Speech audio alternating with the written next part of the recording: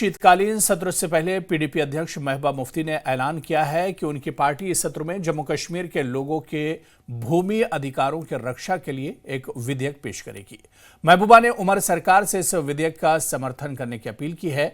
यह विधेयक सरकारी जमीनों पर बसी अवैध कॉलोनियों और अनअधिकृत कब्जों को नियमित करने के मकसद से है।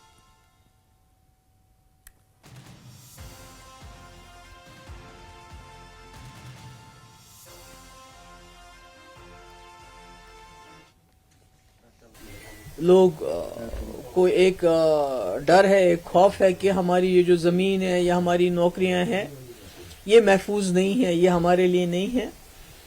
और हमने देखा भी 2019 के बाद यहाँ भी बुलडोज़र चला। जो गरीब लोग कहीं 2 मरले 4 मरले 10 मरले में किसी का घर था, किसी की दुकान थी, उसके ऊपर जो है बुलडोज़र चलाया गया और कोई उनकी सुनवाई नहीं हुई।